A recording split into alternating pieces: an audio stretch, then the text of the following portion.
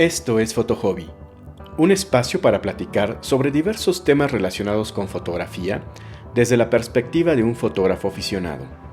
Acompáñenme.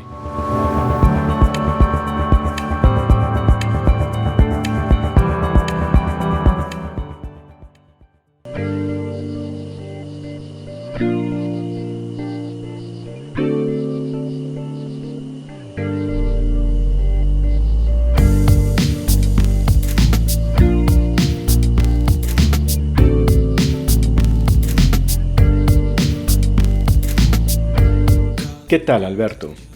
Como hemos platicado, uno de los mayores upgrades que le puedes hacer a tu rig astrofotográfico es adquirir una cámara dedicada a astrofotografía, dado que estas son los mejores instrumentos para tal fin, primordialmente por dos factores. El primero es que se encuentran refrigeradas, lo cual les permite disminuir considerablemente el ruido térmico. Hay un cierto tipo de ruido causado por el calentamiento del sensor, así que por el hecho de estar refrigeradas nos permite disminuir este tipo de ruido, así como por el hecho de que no tienen filtros de bloqueo infrarrojo. Hay muchos objetos en el universo que emiten en estas bandas de emisión, por lo que estas cámaras son más sensibles para ese tipo de objetos, a diferencia de una cámara reflex o mirrorless. Pues bien, en mi caso, una vez que ya contaba con mi primer montura GoTo, la HQ5, de la cual ya te he hablado, así como que incorporé una CR para automatizar mis sesiones, eventualmente decidí que era el momento de dar el salto y adquirir una cámara dedicada a astrofotografía, así que después de hacer un research, decidí comprar la ASI294MC Pro de CWO.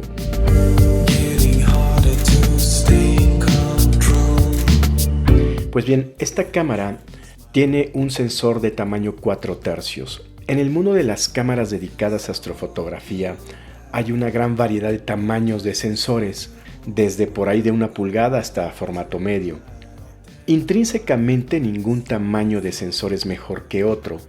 Todo depende de tus preferencias, tu presupuesto, de con qué óptica lo vayas a parear.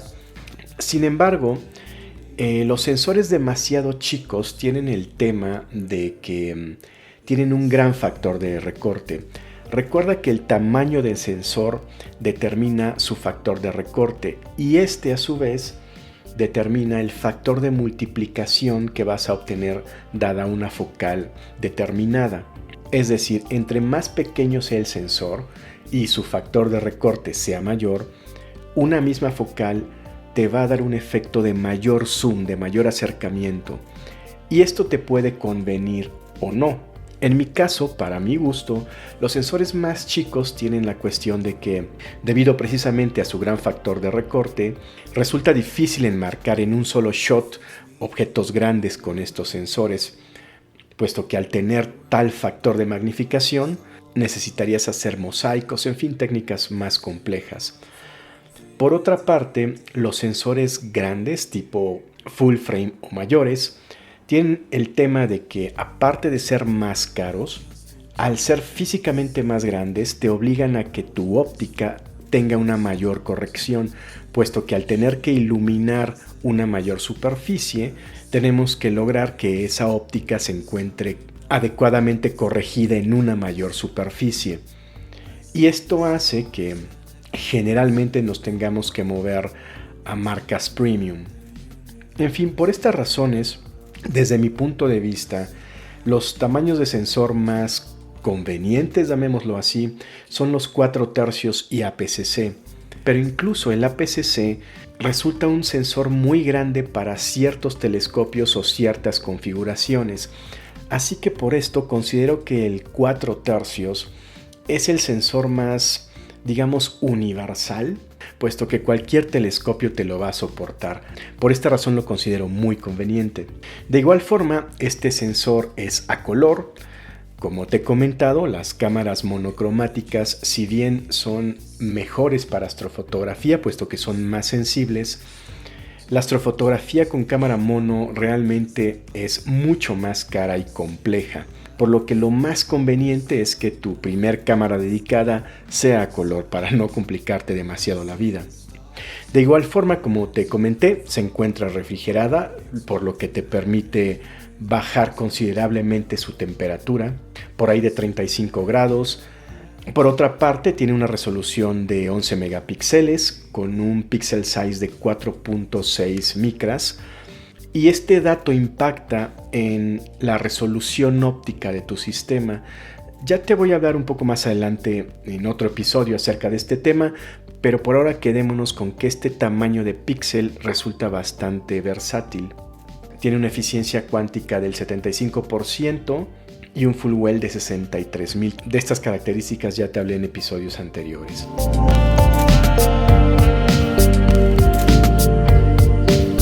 Por otra parte, toma en cuenta que estas cámaras son muy distintas en su funcionamiento y físicamente a las cámaras reflex o mirrorless. Estas cámaras ya no tienen botones ni pantallas, de hecho su forma es más bien cilíndrica y para manejarlas necesitas conectarlas a una computadora. De hecho, con estas cámaras los fabricantes te suelen incluir pues todos los cables y adaptadores necesarios para echarlas a andar. En concreto te incluyen cables de datos USB para que las conectes a tu computadora.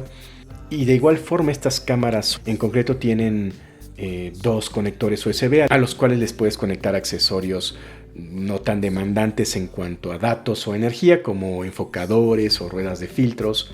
Y de igual forma considera que estas cámaras ya no funcionan con pilas, las tienes que conectar a la electricidad. Y esos cables no los incluye al menos este modelo, pero por ejemplo la Seer te los incluye. Asimismo, los fabricantes nos incluyen los adaptadores necesarios para alcanzar el back focus de 55 milímetros. Este es otro tema que tengo pendiente acerca del cual hablarte, el back focus. Por ahora quedémonos con que es la distancia que tiene que haber entre el último elemento óptico de un telescopio y el sensor de tu cámara. Este back focus está determinado por los fabricantes de telescopios. Pues bien, casi todos los telescopios están estandarizados para tener un back focus de 55 milímetros. Y precisamente las cámaras te incluyen los adaptadores para alcanzar ese back focus, esa distancia. En el caso de esta cámara CW te incluye un par de adaptadores, uno de 16.5 y otro de 21 milímetros. Cabe señalar también que estas cámaras ya no cuentan con montura, como las cámaras reflex o mirrorless que tienen montura Nikon, Canon, lo que sea. Más bien lo que tienen son roscas de determinado tamaño y estas roscas deben de coincidir con la salida de tu telescopio, que típicamente suelen ser ya sea M42 o M48, y si usas típicamente reductores o field flatteners, lo más común es que salga a M48, que es la medida más estandarizada, al menos hasta ahora. Pero en caso de que tengas distintas medidas, bueno, tendrías que adquirir por aparte los adaptadores necesarios. En fin, el caso es que por estas características, este modelo fue durante algún tiempo el más popular dentro de las cámaras a color de CWO, puesto que tiene una excelente relación calidad-precio. Esta cámara la adquirí por alrededor de $1,000. Y la verdad es que desde que la estrené me sorprendió su calidad. Realmente noté de inmediato la diferencia en cuanto a los archivos que obtenía versus mi cámara reflex. Eran archivos mucho más limpios y con mucho más detalle debido a las características que te acabo de mencionar. Y adicionalmente está el hecho de que contar con una de estas cámaras nos permite ya introducirnos de lleno en la astrofotografía con filtros. Realmente con una cámara reflex, el único filtro que resulta conveniente es uno de contaminación lumínica de banda ancha, como el Optolong L Pro con el cual yo la pareaba. Pero ya con una cámara dedicada a astrofotografía, nos podemos meter de lleno en la astrofotografía de banda estrecha, en el narrowband, puesto que tiene la suficiente sensibilidad para captar esas líneas de emisión.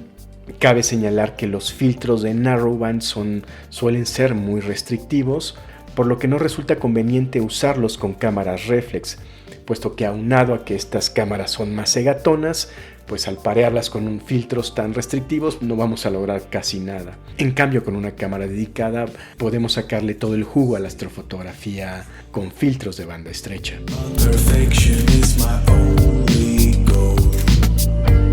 En fin, la verdad es que Desde que adquirí la cámara estoy muy contento con ella, me ha dado grandes alegrías y realmente el único tema que puede tener es que se trata de una cámara que, visto a 2025, tiene un sensor de anterior generación, por lo que aún genera AmGlow.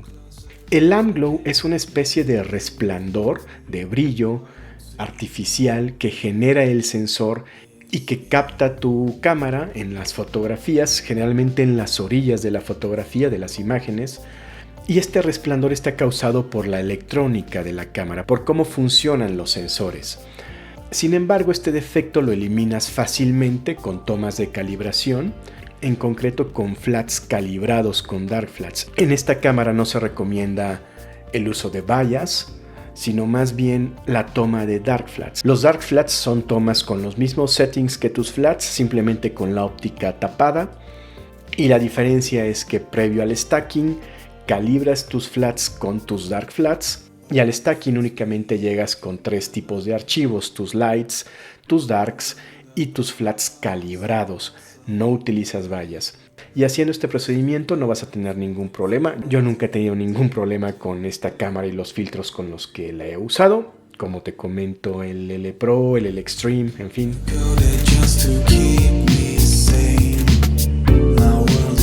Así que en efecto, estoy muy contento con el desempeño de esta cámara. Su popularidad habla por sí misma. Y de hecho, debido a esto, muchos nos cuestionamos sobre si CWO eventualmente va a actualizar o va a lanzar una cámara con un sensor 4 tercios de actual generación. Sin embargo, está el tema de que el tamaño de sensor 4 tercios no es muy popular en el mercado. Al respecto, Sony es el mayor fabricante de sensores, pero evidentemente que su oferta pues está determinada por la propia demanda en el mercado. Y como te digo, la realidad es que el sensor de tamaño 4 tercios tiene una demanda muy marginal. Por un lado, hay muy pocas marcas de cámaras ordinarias, reflex mirrorless, con sensores 4 tercios. Por ahí está Olympus y Panasonic, pero estas tienen una participación de mercado muy marginal.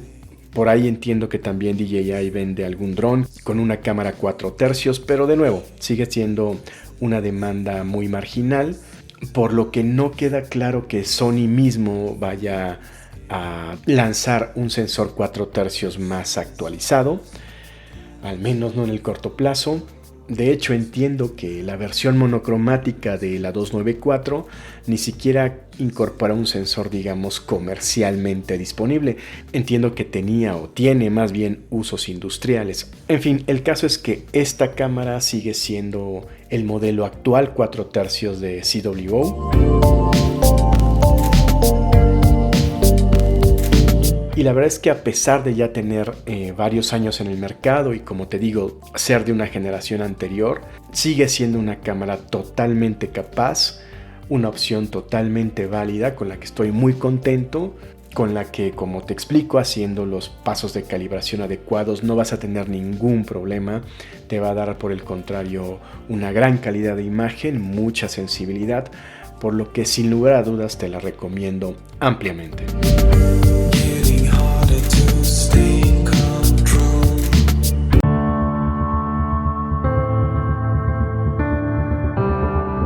Eso es todo por esta ocasión. Si tienes algún comentario, te invito a contactarme vía Instagram en alberto_bchicazst. Nos escuchamos. Diviértete mucho.